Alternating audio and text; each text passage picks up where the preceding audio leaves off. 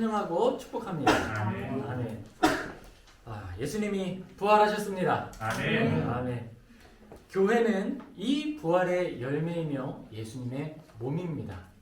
그리고 예수님의 이 부활 사건에서 가장 큰 은혜를 누리고 또 가장 그것을 피부에 가깝게 느꼈던 사람이 누구일까요? 사도들은 모두 아주 가깝게 느꼈을 거예요. 특별히 베드로는 더더욱 마음에 깊이 새길 수밖에 없었습니다. 그는 예수님을 3번 부인했기 때문이죠. 우리들이 이 안에서 베드로의 가르침 안에서 그가 어떤 믿음의 여정을 나아갔는지 실수도 많고 많은 어려움을 겪었던 베드로인데 그가 도대체 마지막 남긴 그 서신에서는 어떤 교훈을 하고 있는지 함께 살피고 그 안에서 은혜 누리기를 소망합니다. 교회는 그리스도의 몸입니다. 아멘. 우리 교회에 대해서 제가 몇 번 이야기를 했지요. 이 교회는요 개인의 단위도 있고 공동체의 단위도 있어요. 교회를 이 개인의 단위에서 바라볼 때 우리는 한 사람의 전 인격, 이 육체를 포함한 생각과 삶의 그 모든 것을 교회라고 부릅니다. 그리고 공동체의 단위에서는 교회를 2가지로 구분할 수가 있어요. 먼저는 가시적 교회, 눈에 보이는 교회죠. 그리고 또 하나는 보이지 않는 교회, 비가시적 교회로 나누어 생각할 수 있습니다. 눈에 보이는 교회는 뭘까요? 눈에 보이는 교회는 선한 의지와 목적을 가지고 나아가는 우리가 일반적으로 생각하는 이 교회, 모여있는 우리 공동체를 의미하는 거예요. 비가시적 교회는 무엇일까요? 그것은 다른 말로 영광의 교회, 승리의 교회라고도 부릅니다. 이 비가시적 교회는요, 하나님께 먼저 속하여서 마지막 날을 기다리는 성도의 무리를 의미하는 거예요. 무엇일까요? 먼저 천국에 가신 사랑하는 우리 외할머니, 권사님이 계신 그 나라, 우리가 언젠가 그것에 속해서 다시 한번 만나게 될 소망의 그 나라, 그리고 주님 다시 오실 그날에 우리가 같이 온전히 하나가 될 그 교회를 말하는 거예요. 우리가 살아가는 동안에 예수님이 다시 오시기 전에는 보이는 교회와 보이지 않는 교회는 영적 교통, 같은 말씀과 은혜 안에 머물지만 서로 보지는 못하죠.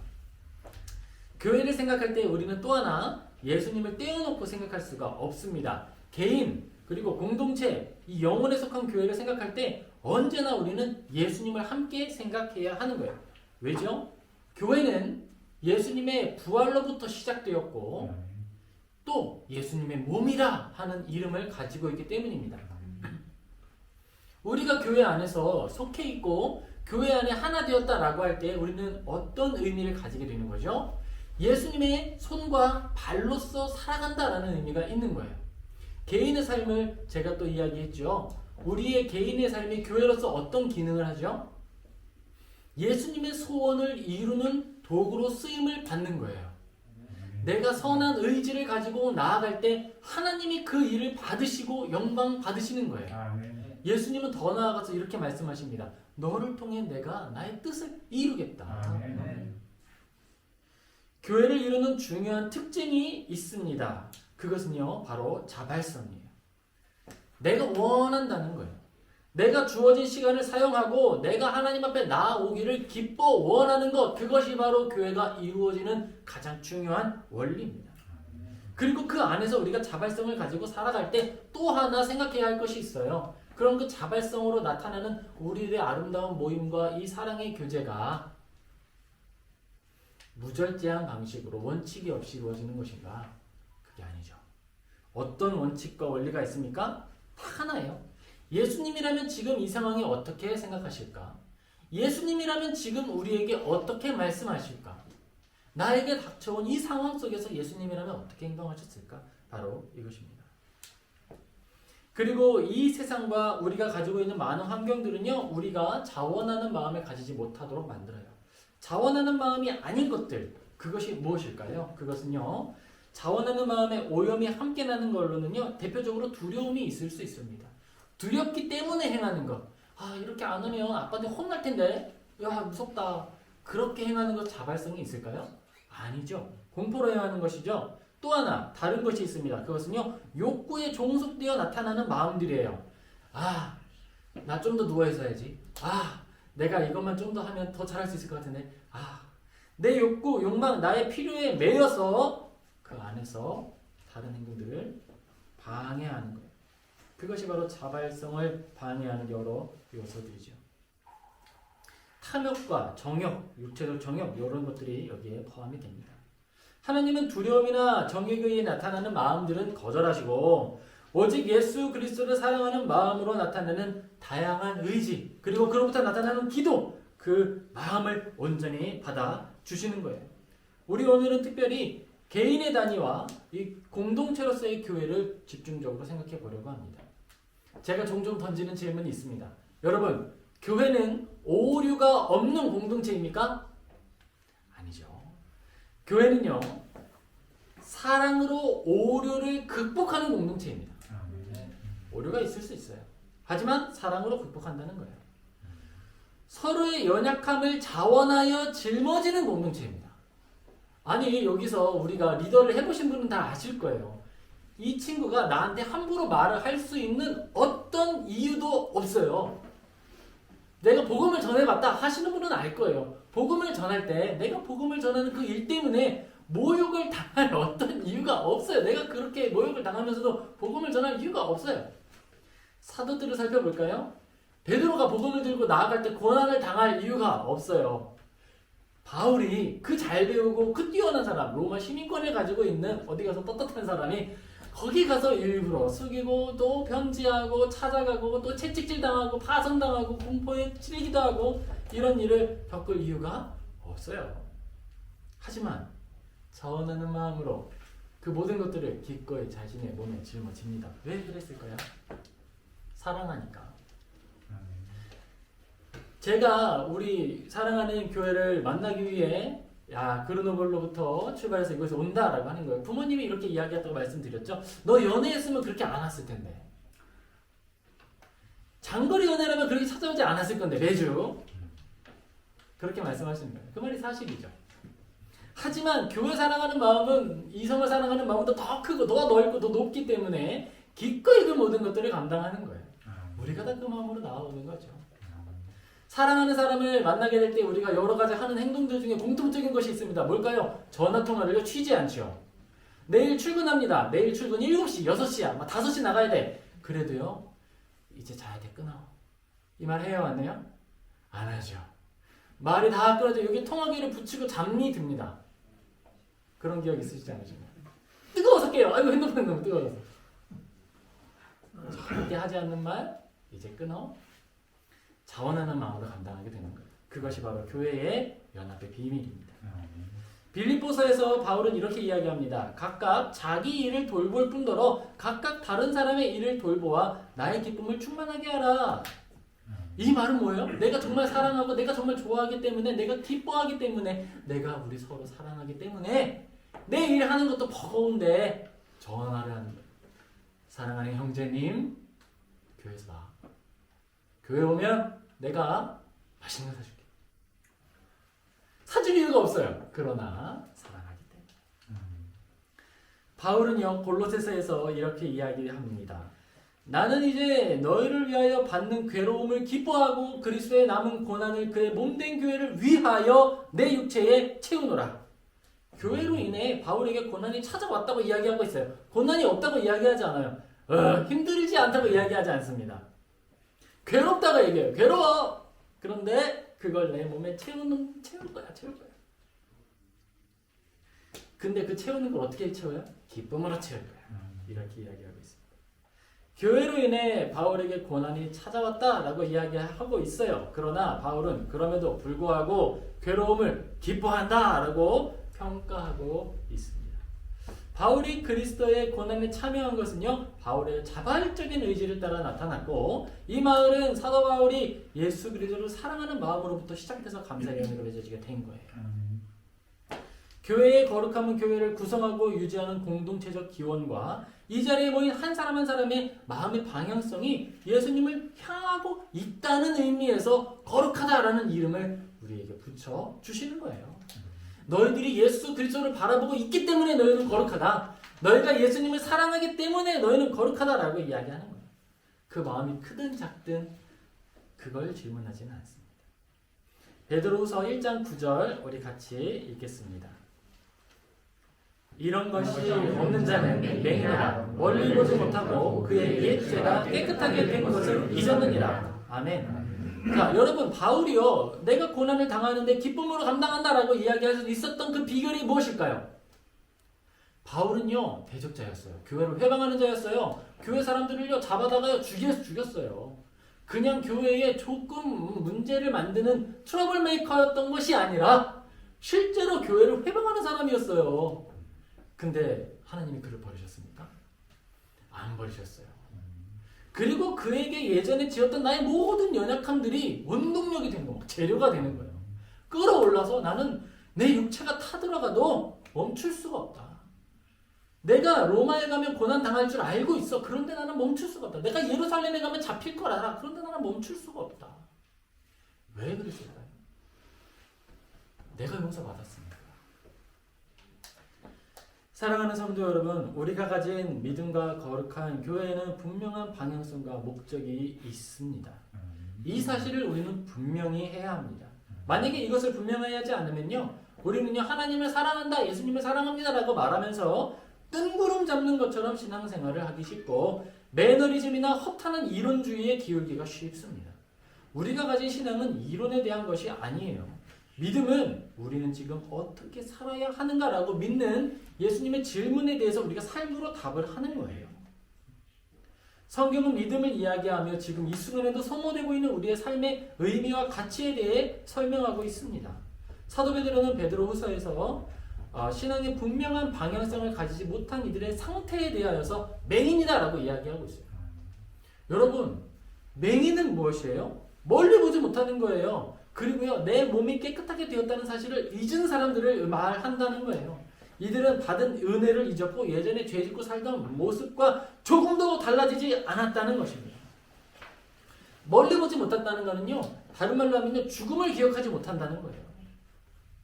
죽음을 기억하지 못한다.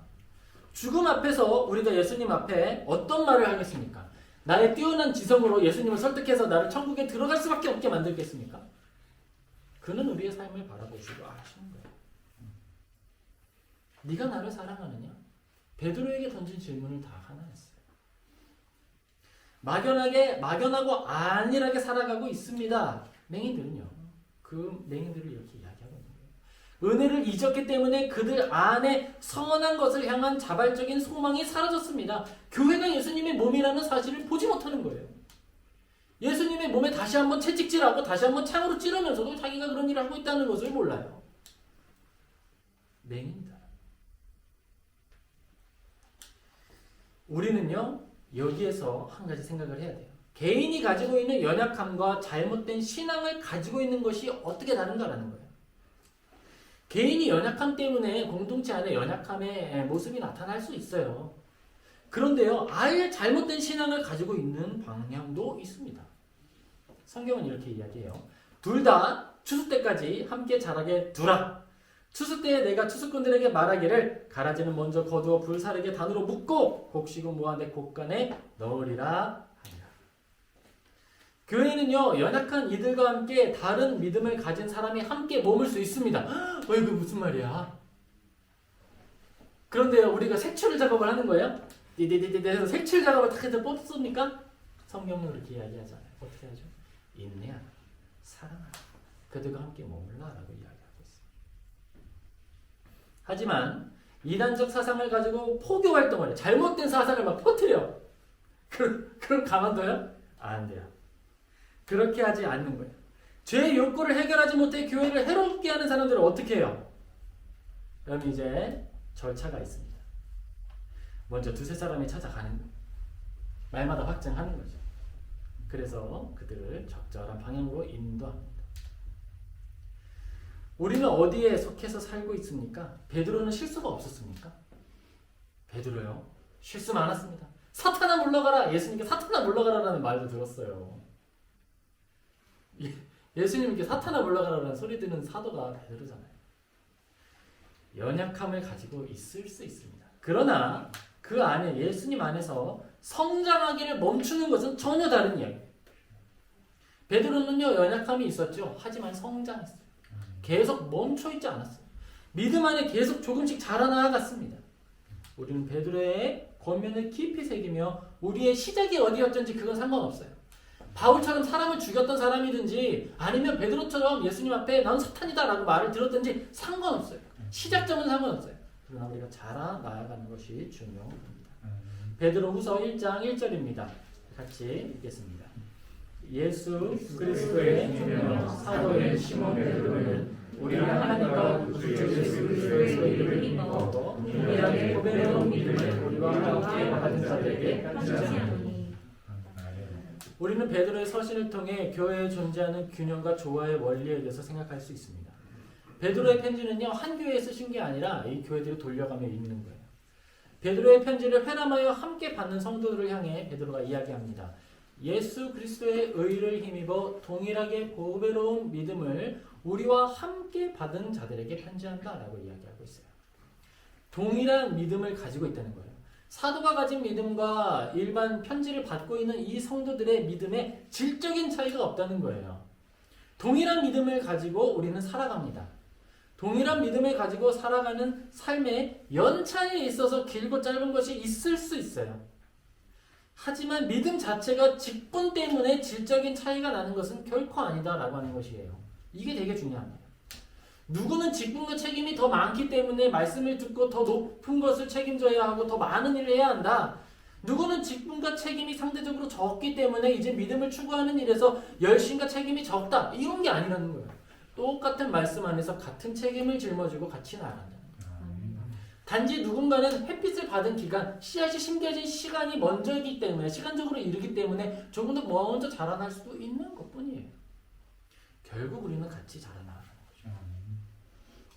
베드로가 가진 믿음의 무게가 모든 이들에게 동등하게 나타납니다. 또한 이 동일하게 보배로운 믿음을 가진 이들은 예수 그리스도 앞에서 똑같이 성도의 위치를 가지고 있다는 사실을 기억해야 하는 거예요. 지금 이 땅에서 베드로는 사도의 직분으로 특별히 가르치는 일을 감당하고 있습니다. 하지만 예수님을 뵙는 그날은 어떻게 될까요? 그런 건 베드로나 하는 거지. 그거 제가 하는 거 아니잖아요, 예수님. 이렇게 말할 수 있겠습니까? 그거는 목자들이 하는 거지. 저는 목자가 아닌데 제가 그런 일을 할 필요가 없잖아요. 예수님. 이렇게 말할 수 있을까요? 교회 안에서는 하나님께서 주신 은혜 안에 머물 뿐 아니라 함께 자라가는 공동체라는 것을 우리는 기억해야 합니다. 우리 베드로후서 1장 2절에서 4절 같이 읽겠습니다.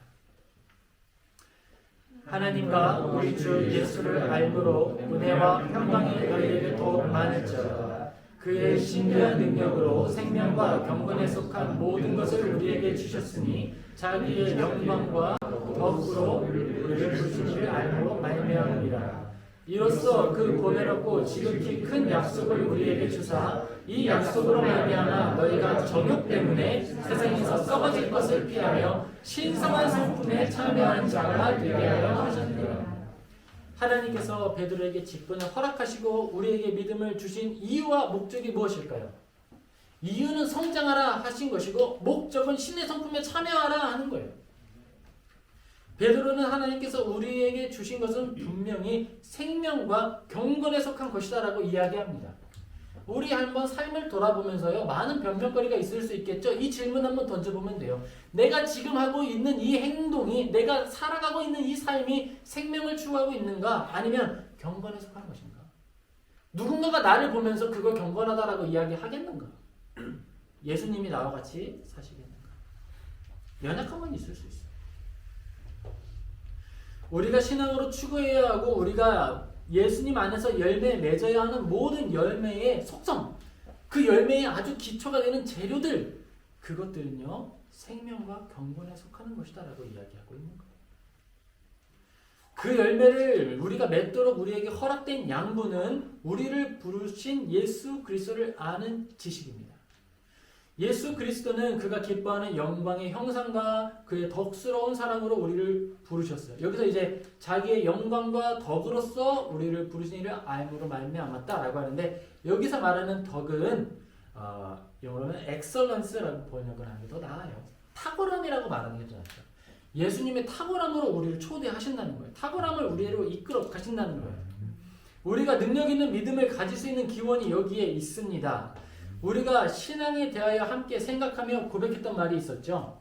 제가 예전에 우리가 같이 한번 입술로 고백했던 거 있어요. 같이 한번 다시 한번 해보면 좋을 것 같아요. 믿음과 지식과 삶은 하나다.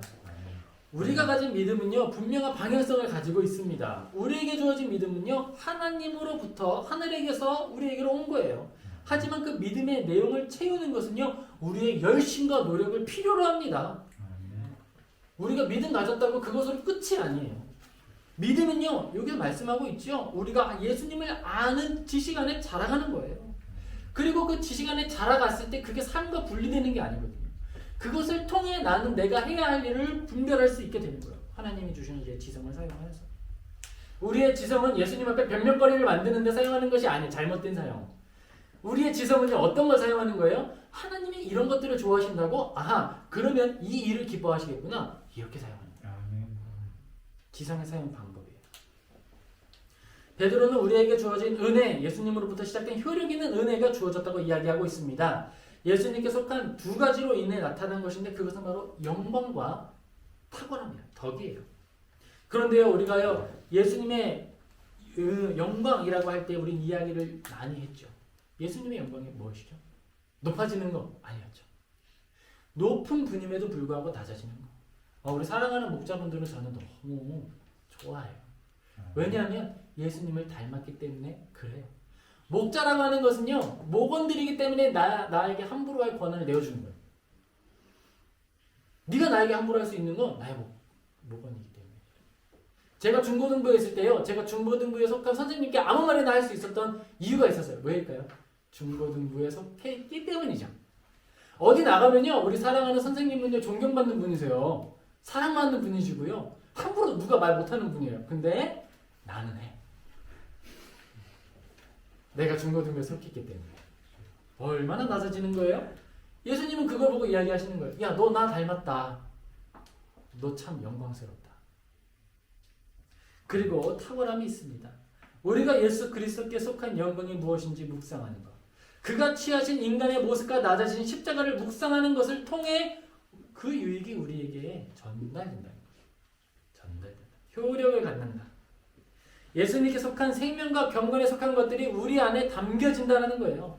그렇게 하기 위하여서 우리는요, 예수님을 아는 지식을 갖추어가는 거예요. 예수님의 영광을 묵상하는 거예요. 그의 탁월하심을 확인하고 그에 대한 지식을 추구하는 거예요. 그 후에 우리는 베드로가 지극히 큰 약속을 너희에게 주셨다라고, 우리에게 주셨다라고 이야기한다는 사실을 볼 수 있습니다. 이 약속이 뭘까요? 이것은요, 그의 제자들에게 예수님이 당부하신 것인데, 너희가 내 안에 거하고 내 말이 너희 안에 거하면 무엇이든지 원하는 대로 구하라. 그리하면 이루리라. 아멘. 아니, 이보다 더 큰 약속이 어디 있어요? 너희가 내 안에 거하고 내 말이 너희 안에 거하면 무엇이든지 구해라. 우리 안에 예수 그리스도를 아는 지식과 예수님의 영광을 아는 마음과 그리고 예수님의 탁월함을 추구하는 삶의 열정이 나타났을 때 무엇인지 구하라는 거예요. 그러면 이루게 될 것이다. 그리고 또한 신의 성품에 참여한다고 이야기합니다. 이것은요, 예수님을 닮아간다는 것이고 예수님처럼 생각할 수 있게 된다는 거예요. 요한복음 15장 10절입니다. 제가 읽어드릴게요. 내가 아버지의 계명을 지켜 그의 사랑 안에 거하는 것 같이 너희도 내 계명을 지키면 내 사랑 안에 거하리라. 예수님 안에 거한다는 게 도대체 뭔가요? 예수님 안에 거한다는 거 이게 분명히 나와 있죠. 나의 계명 안에 거하라. 예수님의 계명이 도대체 뭔데요? 마음과 뜻과 힘을 다하여 여호와 너의 하나님을 사랑하라. 그리고 너 자신을 사랑하는 것 같이 너의 이웃을 사랑하라. 이렇게 우리가 그것을 사랑하고 또 사랑하고 더 사랑할 때 어떻게 된다고요? 내가 예수님 안에 거하는 거래요. 예수님이 내 안에 거하시는 거래요. 그게 하나됨이라 이야기하십니다. 그리스도인에게 허락된 믿음의 탁월한 능력은 우리 안에 그리스도의 영께서 함께 하신다는 것이고 우리가 예수 그리스도 안에 머문다는 거예요. 예수님은 우리의 기도에 응답하실 뿐만 아니라 예수님께서 성부 하나님 안에 머무시는 것 같이 우리도 그와 함께 할 것이라고 이야기하고 있습니다. 요한복음 14장 20절입니다. 그날에는 내가 아버지 안에 너희가 내 안에 내가 너희 안에 있는 것을 너희가 알리라. 아멘. 우리 스스로 아는 거야. 아, 내 안에 예수님이 계신다. 아, 내가 아는 거죠. 난 이렇게 좋은 생각 할 수 있는 사람이 아닌데, 아, 나는 선한 사람이 아닌데, 그런데요, 내 마음에 선한 소원이 생겨요. 교회 가고 싶어지고요. 사랑하고 싶어지고요. 사람들이, 목원들이 나한테 함부로 하는데, 어디 가면요, 벌써요, 엉덩이를 쭉 찼죠. 근데요, 마음에 사랑하는 마음이 생겨서 기도하게 돼요. 달라졌어요. 그때 알게 되는 거예요. 너희가 알리라. 내가 아버지 안에, 너희가 내 안에, 내가 너희 안에 있는 것을 너희가 알리라. 그리스도인에게 허락된 믿음의 탁월한 능력은 예수 그리스도의 영께서 함께 하신다는 것이죠. 그것을 우리는 삶에서 확인하여 나아가는 거예요.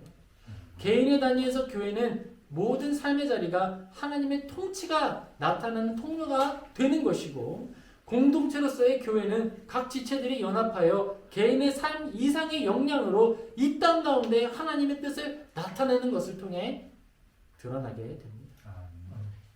우리는 믿음 안에 머물면서 거룩하여지는 거예요. 이것을 성화라고 부릅니다. 예수님 닮아간다는 거예요. 그리고 공동체의 단위에서 성화는 무엇일까요? 신의 성품에 참여한다는 건 뭘까요? 이제 이 공동체가요, 공동체의 힘과 역량을 사용하여서 하나님의 통치를 나타내는 기관으로 작동하게 된다는 걸 말하는 거예요. 절제함이 없는 탐욕과 악으로 나아가는 세상을 견인하고 견제하는 선의 통로가 된다는 것입니다. 우리 이런 선한 통로를 이루는 저와 우리 모두 되길 주님의 이름으로 축복합니다.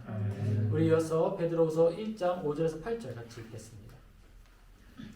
그러므로 너희가 더욱 힘써 너희 믿음의 덕을 지식의 절제의 인내의 경건을 형제의 의를 사랑을 더하라. 이런 것이 너희에게 있어 흡족한즉 너희로 우리 주 예수 그리스도를 알기에 게으르지 않고 열매 없는 자가 되지 않게 하려니와. 아멘.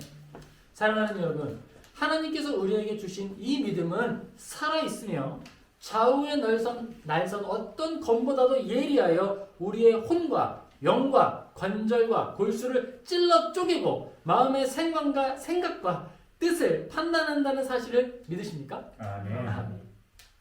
진정으로 하나님의 말씀은요, 생명과 경건에 속한 신비한 능력 그 자체예요. 말씀이 우리의 삶을 판단합니다. 말씀이 내 말을 판단합니다. 내가 과연 바르게 말하고 있는가? 성경이 이야기해 주는 거예요. 베드로 이야기합니다. 믿음의 덕을 더하라. 믿음으로 전국하다. 믿음으로 해서 믿음이 센 뜻은 아니에요. 믿음은 생명력을 가지고 있다고 했죠. 경건과 생명에 속한 비밀을 가지고 있는 아주 놀라운 능력이라고 했어요. 그 능력은요, 살아있어요. 살아있어서 좌우의 나에선 어떤 검보다도 예리하다는 거예요. 내 죄가요, 관절과 골수 속에 숨어 있습니다. 막 숨어요. 아니에요. 나는 그러지 않아요. 난 좋은 사람이에요. 나는요, 나름 똑똑하고요, 나름 지성인처럼 신앙생활 하고 있어요. 골수 속에 숨죠. 말씀이요, 쫙 찾아가는 거예요. 쫙 찾아가가지고 격파합니다. 정말 그래? 믿음의 덕을 더하라. 믿음은 믿음 그 자체로 머물길 기뻐하지 않아요. 우리의 믿음은요, 덕스러운 생각과 덕스러운 의지를 원합니다. 생명이 호흡하는 것 같하고 똑같아요. 덕스럽지 않은 일들은요, 믿음을 만족스럽게 할 수 없어요. 덕스럽지 않은 일을 하면서 우리가 만족스럽다? 믿음이 맞는지 점검해야 하는 거예요. 그리스도인의 덕스러운 행동은 또한 미련하지 않습니다. 덕의 지식을. 우리가요, 목자로서 목원들이 함부로 할 때 바보기 때문에 그걸 감당하고 있는 게 아니에요. 지식으로는요, 모든 말에 반박할 수 있는 논리를요, 다 가지고 있어요. 근데 목자의 역할이, 예수님의 역할이 죄 짓는 사람들, 병 걸린 사람들을 찔러 쪼개는 게 아니었잖아요. 고쳐주고 보듬어주고 다시 오라. 잘못한 베드로한테 채찍질 하시는 게 예수님의 역할이 아니었죠. 가서 어떻게 해요? 불을 피우고 떡을 붓고 고기 가져와 같이 밥 먹자 하시죠. 덕의 지식을. 여러 꿈을 꾸고 그것을 이루기 위해 기도할 때 도움 받는 대상을 검증하고 확인하며 모든 일이 덕을 세울 뿐 아니라 악한 의지와 계획에 의해 우리의 덕스러운 것들이 좌절되지 않도록 우리는 지혜를 더해 가는 거예요. 우리가 가지고 있는 이 덕은요, 미련한 것과는 또 다르다는 거 기억하시기 바랍니다. 그리고 어떻게 할까요? 지식의 절제를. 이 우리 목자분들이 그리고 이곳에 있는 분들이 리더 역할을 할 때 아는 것들이죠. 내가 가지고 있는 지식이 있어요. 이 지식이 그냥 나가면요. 사람 죽이는 거죠. 사람 잡는 거예요. 그때. 그럼 어떻게 해요? 지식의 절제를. 근데요. 절제만 하는 게 아니에요. 절제라면요. 내 안에 답답함이 막 올려요. 그때 어떻게 해요? 그때 인내를. 왜 묶여 있어요. 그래서 그게. 그리고 인내의 경건을.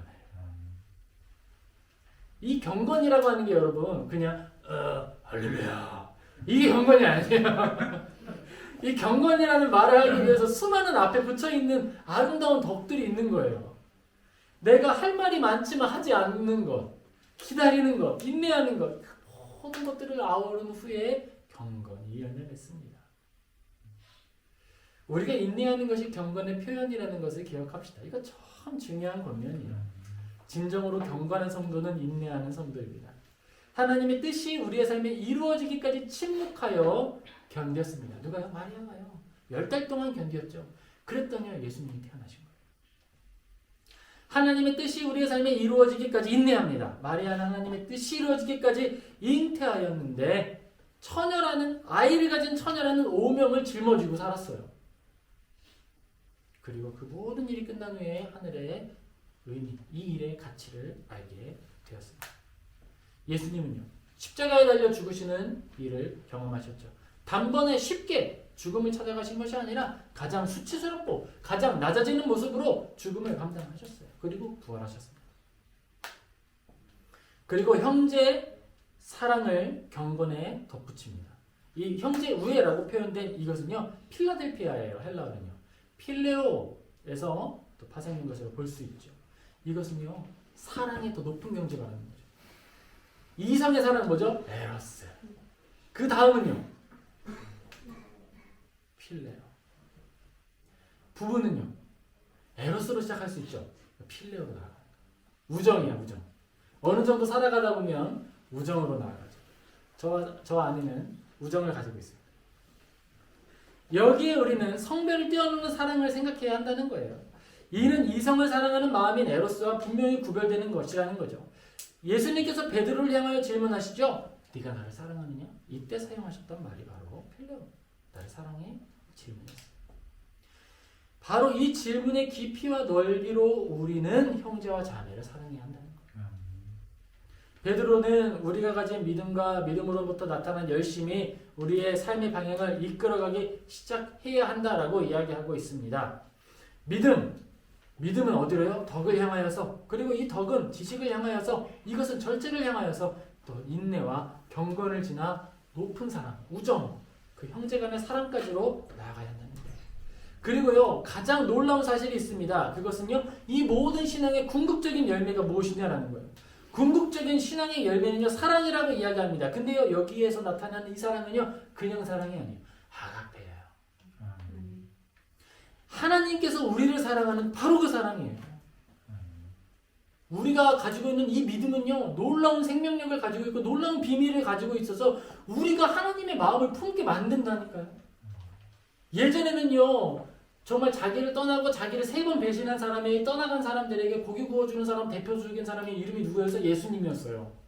근데 자기를 배신하고 힘들게 하고 어렵게 했을 뿐만 아니라 도망간 사람들을 찾아가서 다시 떡 구워주고 고기 구워주는 사람의 이름이 뭐라고요? 우리들이라고요. 이제 우리가 되었어요. 사랑하는 성도 여러분, 우리는 놀라운 선물을 이미 받았습니다. 하나님께 받은 믿음은 바로 그 선물이에요. 우리 다시 베드로후서 1장 10절에서 11절 같이 읽겠습니다. 그러므로 형제들아 더욱 힘써 너희 부르심과 택하심을 굳게 하라. 너희가 이것을 행한즉 언제든지 실족하지 아니하리라. 이같이 하면 우리 주 예수 그리스도의 영원한 나라에 들어감을 넉넉히 너희에게 주시리라. 교회는요, 오류 없는 공동체가 아닙니다. 실수할 수 있습니다. 우리가 맺은 신앙 열매에 죄의 벌레가 먹고 지나간 자국이 남아있을 수 있습니다. 그럼에도 불구하고 그것은 거룩한 씨앗으로부터 나타난 하나님의 열매라는 사실입니다. 우리가 맺는 열매가요, 작아 보이고요, 우리가 신앙 안에서 열문 첫 번째 잎사귀가 작고 연약할 수 있어요. 근데요, 괜찮아요. 어떤 위대한 씨앗도요, 처음 나오는 그 잎사귀는요, 연약해요. 별 볼 일 없어요. 바람 불면 곧 쓰러져요. 그러나 성장하기를 멈추지는 않습니다. 그러므로 형제들아, 더욱 힘써 부르심과 택하심을 굳게 하라. 믿음의 도구를 쓰라는 거예요. 말씀 배우고요, 열심히 성경 공부하고요, 목자 만나서 목자들과 함께 만남을 가지라는 거예요. 나의 삶의 연약함을 털어놓으라는 거예요. 같이 기도하라는 거예요. 그것을 통해 너희에게 부르심과 택하심이 굳어지게 될 것이다. 성장하게 될 것이다. 믿음으로 시작해서 하나님 사랑에 이르는 그 신앙의 여정을 경험하게 될 것이다. 그리고 위대한 믿음의 목표와 과정을 이야기하는 베드로가요, 함께 이야기하는 것, 그 결론 부분의 중요한 강조점 무엇입니까? 실족하지 않을 거다라고 이야기합니다. 교회는 연약하잖아. 교회는 나쁜 곳이야. 교회는 좋지 않아. 내가 봤는데, 내가 경험해봤는데, 내가 아는데, 잘하는데 교회는 좋은 곳이 아니야. 마음의 아픔이 있으니까 그런 거죠. 베드로가 말하는 거예요. 그런 게 없다고 이야기하지 않아요. 실족하지 않을 것이다. 위대한 믿음을 가지고 살아가는 우리가 최선을 다해야 하는 일이 바로 이것입니다. 실족하지 않는 것. 예수님께 붙어있는 것. 열매 맺는 방법이 뭐예요? 포도송이가 열매 맺는 방법. 포도나무에 붙어있는 거예요. 우리에게 말씀하시는 거죠. 나에게 붙어있어라. 여러분, 너희가 열매를 맺을 거야. 괜찮아. 나는 예수님과 가끔만 붙어있으면 돼. 효과적으로, 효율적으로. 나 그럼 열매 맺을 수 있어. 할 수 있어요? 포도나무까지 떨어졌다가 붙었다, 떨어졌다, 붙었다 이렇게 하면 뭐가 좀 됩니까? 안 되죠. 다 붙어있어야죠. 열매 맺을 때까지. 하나님께서 믿음을 통해 우리를 이루시고 또 우리가 함께하게 하시는 것이 바로 무엇입니까? 교회입니다. 교회가 거룩한 것은 교회 안에 작동하는 통치 원리가 하나님께로부터 왔기 때문이에요. 저는요, 이 자리에 모인 모든 분들이 하나님의 자녀임을 믿습니다. 아멘. 하나님이 여러분을 택하셨을 뿐만 아니라 사랑하신다는 사실을 저는 믿습니다. 아멘. 그렇기 때문에 여러분에게 하나님께서 주시는 생명력이 떨어지지 않도록 꼭 붙으실 거라는 걸 믿어요. 아멘. 근데 여러분, 그거 아십니까? 내가 하나님께 딱 붙어 있어서 하나님 떨어지고 싶지 않아요. 그러면 하나님은요, 어이구 이쁘다, 어이구 이쁘다 하면서 그를 품어주시는 거예요. 그런데요, 하나님 저기 한 바퀴만 돌고 올게요. 저기 한 바퀴만 마지막으로 돌고 와서 하나님께 붙어 있겠습니다. 그럼 어떻게 하실까요? 만약에 하나님께서 그를 택하지 않으셨다 그러면 가게 두시는 거예요. 내버려 두신다고 표현해요. 그런데 택함이 분명하다면 어떻게 하실까요? 붙들어가지고요, 떠나지 못하게 하시는 거예요. 가장 확실한 방법 뭘까요? 저처럼 되는 거죠. 사역자 되는 거죠. 떠나갈 수 없어요. 제가요, 어렸을 때부터 잘 믿어가지고 사역자가 됐느냐? 아니죠. 바울은요, 그분이 처음부터 믿음이 좋아가지고 선교사가 된 거고 복음 전하는 전파자가 됐어요? 아니죠. 구원은 해야겠는데 아닌 거예요. 탁 붙들어가지고 더 많은 일을 할 수 있어요. 여러분이 혹시 내 연약함이 많다고 혹시 자책하셨습니까? 아닙니다. 기대하십시오. 여러분은 하나님 안에서 많은 일을 하시게 될 겁니다. 아멘. 기대하고 있겠습니다. 누가 그 일을 감당하게 될지. 근데 가장 복된 것은요, 여러분 생각하시면 좋겠어요. 내가 10년 후에 어떤 신앙인이 될 것인가. 이 일이 지난 후에 나의 미래, 내가 주님 앞에 설 때 나는 어떤 삶의 아름다운 열매를 가지고 주님 앞에 설 것인가. 우리가 정말 이 베드로의 권면을 기억하고 베드로의 마음을 가지고, 처음은 연약할 수 있어요. 하지만 성장하기를 멈추지 않아서 하나님의 사랑을 우리의 삶에 채우는 저와 여러분 되기를 주님의 이름으로 축복합니다. 아멘. 기도하겠습니다. 사랑과 은혜가 충만하신 하나님 아버지, 우리 모두를 불러주심에 감사합니다. 우리 안에 살아있는 믿음과 살아있는 생명 주심에 감사를 드립니다. 아버지 하나님, 이제 우리가 소원하기는 정말 하나님께서 보시기에 예쁜 믿음, 아름다운 믿음 가지기를 소원합니다.